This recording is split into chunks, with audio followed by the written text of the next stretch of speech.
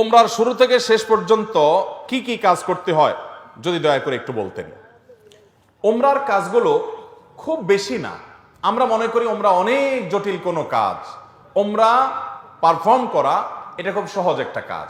সর্বপ্রথম কাজ হলো আপনার দেশ থেকে আপনি যখন যাবেন মিকাতে গিয়ে গোসল করে উত্তম রূপে হাতের চুল নখ ইত্যাদি, শরীরের চুল নখ ইত্যাদি থাকলে অবাঞ্ছিত এগুলো কেটে পরিষ্কার হয়ে ফ্রেশ হয়ে গোসল করে এহরামের কাপড় সেলাই ছাড়া কাপড় পরবেন, পরে লাব্বাইকা উমরাতান নিয়ত করবেন। কারো পক্ষ থেকে করলে লাব্বাইকা উমরাতান আন অমুক অমুক মনে মনে নিয়ত করলে হবে, জমুকের তরফ থেকে লাব্বাইকা উমরাতান, বাস নিয়ত করে ফেললেন। এরপরে আপনি রওনা দিবেন।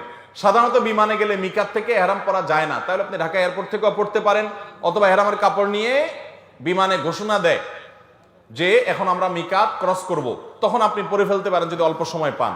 আর নাহলে এখান থেকে এহরামের কাপড় পরে থাকলে নিয়তটা তখন করলেন লাব্বাইকা উমরাতান, বাস শুরু হয়ে গেল এহরাম পরা, একটা কাজ শেষ। এহরাম পরার পরে আপনি তালবিয়া পড়বেন, লাব্বাইক আল্লাহুম্মা লাব্বাইক লাব্বাইক লা শারীকা লাক লাব্বাইক ইন্নাল হামদা ওয়ান নি'মাতা লাকা ওয়াল মুলক লা শারীকা লাক। এটা পাঠ করতে করতে আপনি পুরো পথে যেতে থাকবেন। পুরুষরা জোরে জোরে পাঠ করবে, মহিলারা আস্তে আস্তে, বাস দুইটা কাজ হয়ে গেল। এহরাম পরা, গোসল করে উত্তম রূপে মিকাত থেকে নিয়ত করা এবং তালবিয়া পড়তে থাকা। এরপরে আপনি যখন মক্কা যাবেন, হারামের কাছাকাছি যাওয়ার পর হারামে কাবা শরীফ দেখে তওয়াফ শুরুর আগ পর্যন্ত আপনার তালবিয়া পড়তে থাকবে। মসজিদে প্রবেশের সময় মসজিদে প্রবেশের সুন্নাহগুলো পড়বেন, আদায় করবেন, করে ভেতরে ঢুকে শুরুতে আগে তওয়াফ শুরু করবেন। 7টা চক্কর দিবেন। কাবাগরের হাজর আসওয়াদ পাথরকে বাম পাশে রেখে ডান পাশে সবুজ লাইট রেখে বিসমিল্লাহি আল্লাহু আকবার বলে আপনি তওয়াফ শুরু করবেন। 7বার চক্কর দিবেন, 7বার। এই 7বার চক্করের প্রত্যেক চক্করে আলাদা দোয়া নেই, তবে চক্করে দোয়া কবুল হয়। দারুণ দোয়া কবুলের একটা জায়গা। মনে আল্লাহর কাছে যত চাওয়া সেগুলো পেশ করবেন।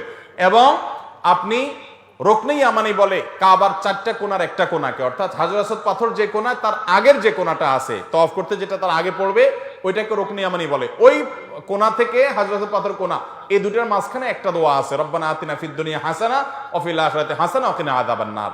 আর যেহেতু এটা আপনার তওয়াফে জিয়ারা বলে, এটা প্রথম তওয়াফ, অতএব উমরার তওয়াফ, এই জন্য আপনি এহরামের কাপড় পুরুষরা ডান পাশের বগলের নিচ দিয়ে বাম পাশে কাঁধের উপরে ফেলবেন।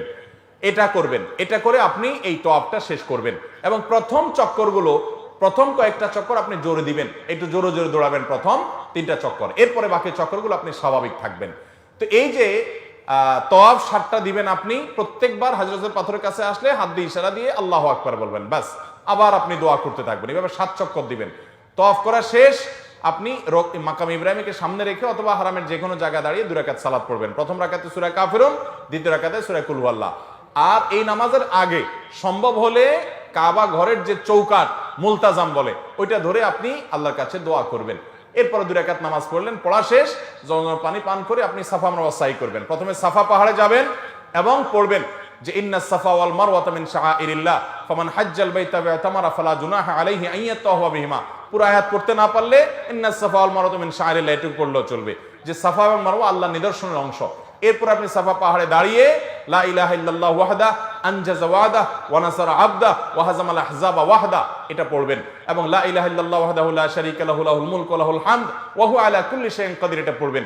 এরপর আপনি কিবলার দিকে ফিরে 2 হাত তুলে, ওই যে কাবা শরীফের দিকে ফিরে 2 হাত তুলে মন খুলে দোয়া করবেন। দোয়া কবুলের জায়গায় সাফা পাহাড়। সাফা পাহাড় থেকে নবী সাল্লাল্লাহু আলাইহি ওয়াসাল্লাম সর্বপ্রথম ইসলাম প্রকাশ্যে প্রচার শুরু করেছেন, সেই স্মৃতি বিজড়িত জায়গা। আপনি দোয়া করবেন। এটা ইব্রাহিম আলাইহিস সালাম এবং ইসমাঈল আলাইহিস সালাম এবং মা হাজারার স্মৃতি বিজড়িত জায়গা। যাই হোক, সাফা পাহাড়ে দোয়া করার পর এরপরে আবদাউ বিমা বাদা আল্লাহ বি, আল্লাহ সাফার নাম আগে শুরু করছেন, তো আমি এখান থেকে সাই করা শুরু করছি। হেঁটে যাবেন হলো কোথায়? মারওয়ায়।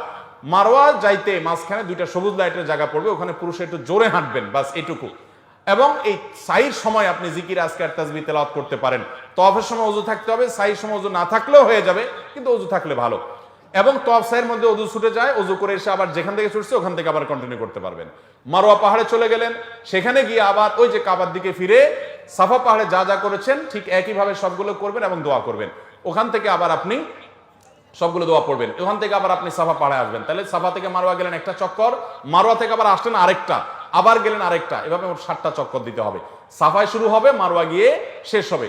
যে আসলে একটা না, গেলে একটা, গেলে আরেকটা, আসলে আরেকটা, এবার মোট 7টা হবে। 7 চক্কর শেষ, আপনার ওমরা শেষ। এরপরে পুরুষরা মাথার চুল চেঁচে ফেলবেন, না চাচতে পারলে পুরো মাথার চুল ছোট করতে হবে। চারটা সামান্য একটু ছোট করলে হবে না। মহিলারা তাদের মাথার চুলে সামান্য অল্প একটু ছোট করলে হবে। তাদের এহরাম হলো তারা স্বাভাবিক পোশাক আশাক করবে, অতিরিক্ত সাজসজ্জা করবে না, এবং তারা মুখমণ্ডল এটার উপরে যদি ওড়না দিতে হয় অন্য পুরুষরা থাকে তাহলে সেটা যাতে আপনার মুখ বেঁধে রাখা না হয় সেটা খেয়াল রাখবে। কাপড় টেনে রাখবে যাতে পরপুরুষরা না দেখতে পারে। আর কোথাও পরপুরুষ না থাকলে মুখ খোলা রাখবে এহরাম পরা অবস্থায়। আর এহরাম পরা অবস্থায় পুরুষরা সুগন্ধি ব্যবহার করবে না, সেলা আলা পোশাক পরবে না, আন্ডারওয়্যার পরবে না, মাথায় টুপি মাথা ঢাকবে না, এই সমস্ত কাজ করবে না। কোনো পশু পাখি এমনকি আপনার মশা টশা ইত্যাদিও মারবে না, যথাসম্ভব তাড়িয়ে দিবে। অর্থাৎ এক কথায় এহরাম পরা অবস্থায় নিষিদ্ধ কাজগুলো সব করবে না। সাফা মারওয়ার সাই শেষ, মাথা মুন্ডানো শেষ, এখন তিনি হালাল হয়ে গেলেন। এখন যেগুলো নিষিদ্ধ ছিল এহরাম অবস্থায় সেগুলো সব এখন যায়, সেলাই করা পোশাক করতে পারেন। তার ওমরা শেষ হয়ে গেল। অত্যন্ত সহজ এবং খুব আপনার অল্প কয়েকটা আমল এর মাধ্যমে ওমরা সম্পন্ন করা যায়। আমরা যারা ওমরা করি নাই, আল্লাহ তাআলা আমাদেরকে জীবনে বারবার ওমরা করার তৌফিক দান করুন। আর যারা আগে একবার করেছেন, আল্লাহ রাব্বুল আলামিন তাদের সবাইকে আবার ওমরা করার তৌফিক দান করুন। বাইতুল্লাহ যাওয়ার যে স্বাদ, ভাইরা আমার, এই স্বাদটা আস্বাদন যে করে নাই সে বুঝবে না যে আল্লাহর জমিনে কত বেশি স্বাদ এবং তৃপ্তি আল্লাহর ঘরের জিয়ারতের মধ্যে। আল্লাহ আমাদের সবাইকে এই স্বাদটা বারবার আস্বাদন করার তৌফিক দান করুন।